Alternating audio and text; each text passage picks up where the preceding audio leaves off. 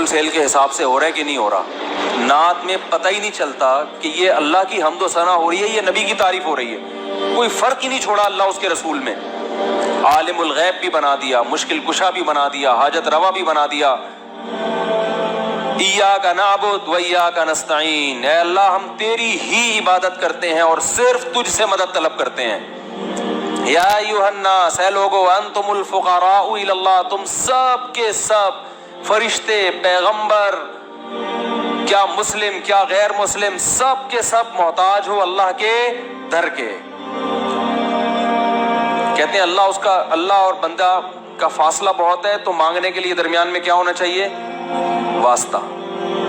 یہ دلیل کہاں سے نکالی آپ؟ ایک صاحب بیان کر رہے تھے کہ جیسے آگ اور پانی میں ڈیفرنٹ بہت ہے، تو جب پانی سے آگ کو گرم کرنا ہوتا ہے تو درمیان میں دیگچی کا واسطہ ہوتا ہے، تو ہمیں اللہ تک پہنچنے کے لیے، یعنی اپنی پکار اللہ تک پہنچانے کے لیے کس کا واسطہ چاہیے؟ نبی کا۔ پہلے نبی سے مانگیں گے، پھر نبی وہاں پہنچائیں گے۔ یہ لاجک کہاں سے نکالی آپ نے؟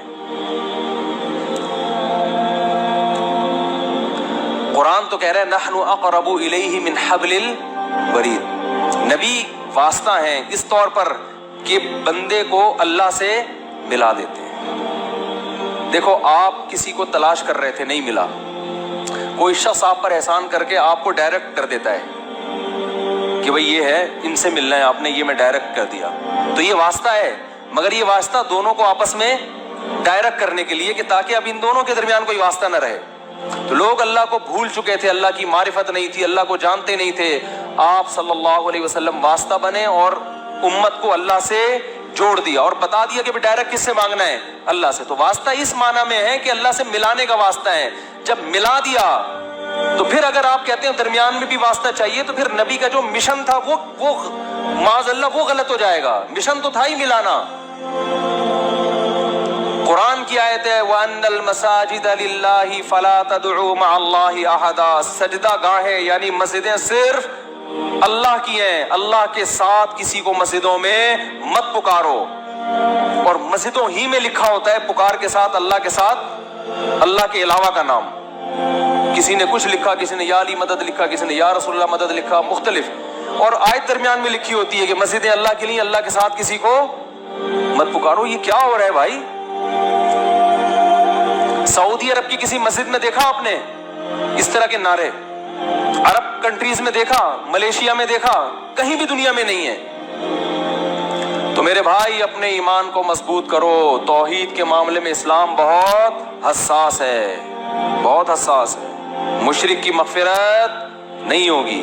جو اللہ اس کے رسول کا فرق ہے اس کو باقی رکھو۔ عیسائیوں کی طرح غلو مت کرو کہ انہوں نے عیسیٰ علیہ السلام کو اللہ کا بیٹا بنا دیا۔ آپ ابھی تک اسی بحث میں الجھے ہوئے کہ نور تھے، بشر تھے۔ بھائی آپ صلی اللہ علیہ وسلم بشر تھے، انسان تھے، ہدایت کا نور تھے، انسان تھے۔ آپ کے والد عبداللہ، آپ کی والدہ آمنہ، آپ کی اولاد سید آج تک ہیں، یہ سارے انسان ہیں یا نہیں ہیں؟ آدم علیہ السلام کو اللہ نے مٹی سے بنایا، اور آدم علیہ السلام کی اولاد میں کس کو پیدا کیا؟ محمد صلی اللہ علیہ وسلم کو۔ تو سارے مٹی انسان ہیں، ہاں ہدایت کا نور ہے۔ قرآن بھی ہدایت کا نور، علماء بھی ہدایت کے چراغ، نبی بھی ہدایت کا نور ہیں۔ ہدایت کے لحاظ سے آپ روشنی ہیں، قرآن بھی ہے، علماء بھی ہیں، لیکن آپ ماہیت کے لحاظ سے، حقیقت کے لحاظ سے بشر ہیں، انسان ہیں۔ تمام وہ لوازمات جو انسانوں کے ساتھ ہوتے ہیں آپ کے ساتھ بھی تھے۔ آپ کو بھوک لگتی تھی، آپ کھانا کھاتے تھے، آپ کو نکاح کی ضرورت محسوس ہوئی، آپ نے نکاح کیا، آپ کو اللہ نے اولاد دی اس سے، آپ بیمار ہوتے تھے، علاج کرتے تھے۔ مشرکین کہتے تھے کہ مالی ھذا الرسول یاکل الطعام ویمشی فی الاسواق، یہ کیسا پیغمبر ہے جو کھانا بھی کھاتا ہے اور بازاروں میں خریداری بھی کرتا ہے؟ سمجھ رہے ہیں نا؟ اور اس رسول پر اس وقت تک ایمان نہیں لائیں گے جب تک یہ انگلی سے اشارہ کرے اور چشمے جاری ہو جائیں۔ تو قرآن نے کیا جواب دیا؟ قل سبحان ربی، اے نبی ان سے کہہ دو میرا رب ہر عیب سے پاک ہے، میں تو عاجز ہوں۔ ہل کنت الا بشر رسولا، میں نے کب دعویٰ کیا میں یہ سب کچھ کر سکتا ہوں؟ میں تو ایک بشر ہوں، انسان ہوں، پیغمبر ہوں، میرا یہ دعویٰ ہی نہیں ہے۔ پھر آپ کہہ سکتے پھر چاند کے 2 ٹکڑے کیوں کیے؟ وہ اللہ نے کیے، وہ نبی نے نہیں کیے۔ بعض دفعہ اللہ اپنی نشانی دکھاتا ہے اپنے بندوں کے ہاتھ پہ، تو اللہ نے کہا ہے محمد صلی اللہ علیہ وسلم آپ اشارہ کرو میں توڑ دوں گا تاکہ ان کو یقین آ جائے۔ اختیارات نہیں دیے، نہ چاند کو ٹکڑے کرنے کے، نہ زمین سے چشمے جاری کرنے کے۔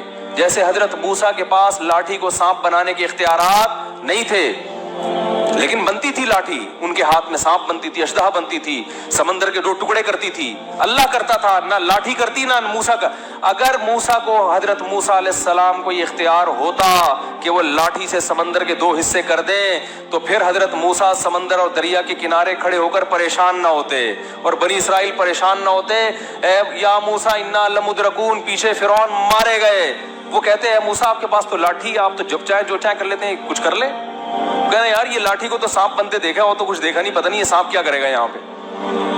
और हजरत मूसा भी परेशान, लेकिन क्या फरमाते हैं, इन्ना मई रब्बी, मेरे साथ मेरा रब है, कुछ ना कुछ करेगा वो। तो लाठी को से समंदर को टुकड़े करने का इख्तियार होता तो यूं कर देते उसी वक्त, अल्लाह से थोड़ी पूछते। अल्लाह ने फरमाया है मूसा इस दरिया पे इस लाठी को मार, बस फिर देख क्या होता है।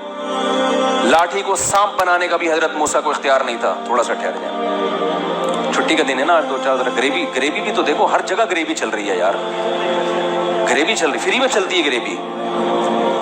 फिर पकड़ाई में नहीं, आवाज काफी रश है तो पकड़ाई में नहीं आओगे आप लोग। तो बस अभी खत्म कर रहा हूं ये बात करके। तो हजरत मूसा को लाठी को सांप बनाने का इख्तियार नहीं था।